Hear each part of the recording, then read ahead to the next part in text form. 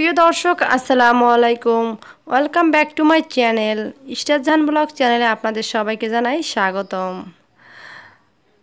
আজকে আমি আপনাদের সাথে শেয়ার করব ঘরোয়াভাবে কিভাবে আপনারা বিরিয়ানি রান্না করবেন। অনেকেই আমরা বিভিন্ন রকম জিনিস দিয়ে বিরিয়ানি রান্না করি, অনেক সময় দেখা যায় হাতের কাছে সব উপকরণ থাকে না। সেক্ষেত্রে টক দই বা অন্য জিনিস না থাকলে কিভাবে আপনি বাসায় সহজভাবে বিরিয়ানি তৈরি করবেন, আজকের ভিডিওতে আমি আপনাদের সাথে সেটা শেয়ার করব।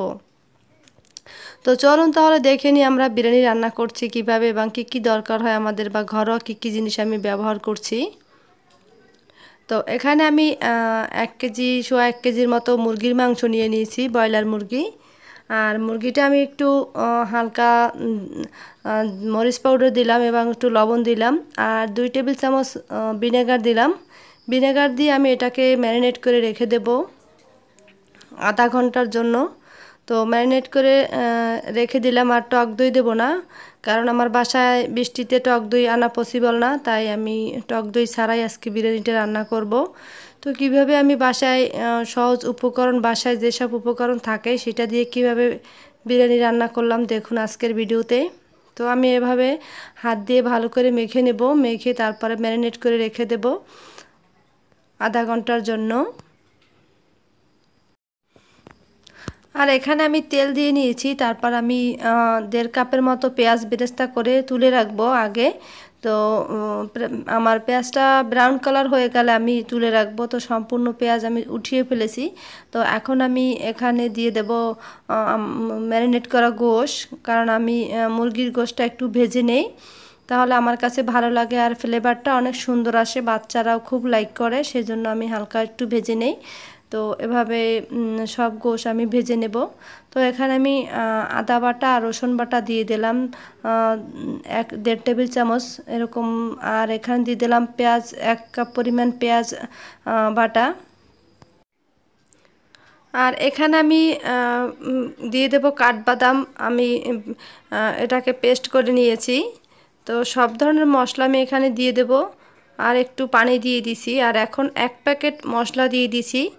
আর প্যাকেটের মশলা দিয়েই সবাই বিরিয়ানি রান্না করেন, তারপরও অনেকে দেখা যায় যে মশলা বাসায় তৈরিও করেন। তো আমি যেহেতু সময় সংক্ষেপ আর বাসায় ঘরোয়াভাবে বিরিয়ানি রান্না করছি, তাই প্যাকেট মশলা দিয়েই আমি বিরিয়ানিটা রান্না করব। আর এখানে আমি বেরেস্তা করা পেঁয়াজ একটু দিয়ে দিলাম স্বাদের জন্য, আর বাকিটুকু বেরেস্তা আমি উঠিয়ে রেখেছি, ভাতের সাথে একসাথে মিশিয়ে দেব। সো ভিউয়ার্স, এভাবেও কিন্তু ঘরোয়াভাবে বিরিয়ানি রান্না করলে ভালোই লাগে। তো এখানে কিন্তু আমি টক দই ইউজ করি নাই, যেহেতু সব সময় বাসায় টক দই দেখা যায় থাকে না। তো এখানে আমি 4-5টা কাঁচা ঝাল এবং 4-5টা হচ্ছে গোলমরিচ দিয়ে দিলাম, সামান্য ঝাল দিয়ে দিলাম, যাতে বেশি ঝাল হলে বাচ্চারা আবার খেতে পছন্দ করে না, সেজন্য আমি অল্প ঝাল দিয়ে এটাকে তৈরি করে নেব। আর আমার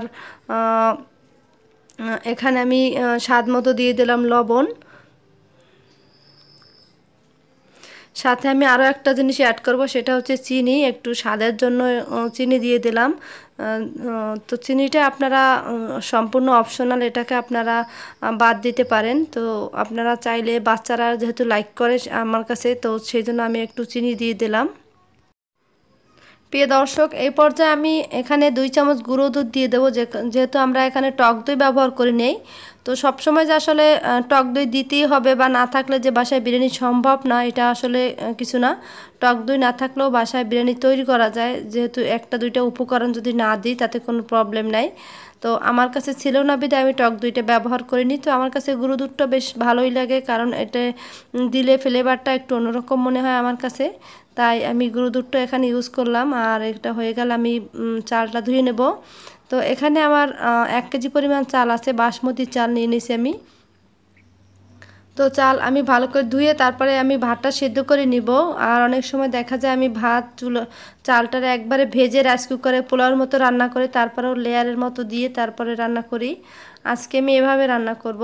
তো এখন আমার গোশটা সম্পূর্ণ হয়ে গেছে, আমি এভাবে রেখে দেব। রেখে দেওয়ার পর আমি ভাত চুলায় দিয়ে দিছি। যখনই আমার ভাত ভালো করে 80% ফুটে যাবে তখন আমি উঠিয়ে ফেলবো। তো আমার ভাত 80% হয়ে গেছে, আর 20% আমি ভাপে দিয়ে সিদ্ধ করব। তো এখানে 80% অলরেডি হয়ে গেছে দেখতে পাচ্ছেন। তো এই পর্যায়ে আপনারা উঠিয়ে ফেলবেন। তারপরে আমি এই ভাত আমি ভালো করে একটা ঝাঁঝরির মাধ্যমে ধুয়ে নেব, কারণ হচ্ছে যাতে ঝরঝরা থাকে, যাতে ভাতের মার দলা পেকে না থাকে, সেজন্য আমি ভাতটাকে ধুয়ে ঝরঝরা করে নেব এভাবে।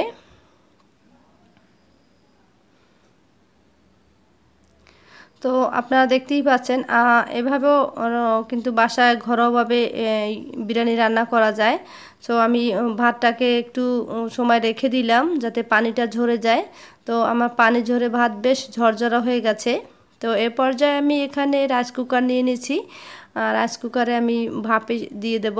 তো আমি একটা লেয়ার দিয়ে দিয়েছি নিচে, তারপরে এক লেয়ারে ভাত দিয়ে দেব।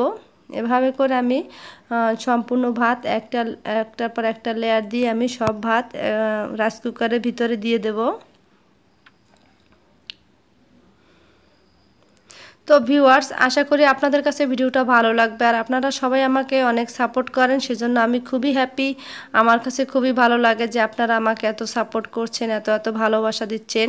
আর আপনাদের ভালোবাসা ছাড়া কিন্তু আসলেই লাইফে কোনো কিছুই সম্ভব না, কোনো কিছুই পসিবল না। সো আপনারা এভাবেই সবসময় আমার পাশে থাকবেন, আমার জন্য দোয়া করবেন, যাতে নেক্সট টাইম সবসময় আপনাদের সাথে ভালো ভালো ভিডিও শেয়ার করতে পারি। তো আজকের মতো এই পর্যন্তই। সবাই ভালো থাকুন, সুস্থ থাকুন। দেখা হবে আবার নতুন কোনো ভিডিওতে। সেই পর্যন্ত আল্লাহ হাফেজ।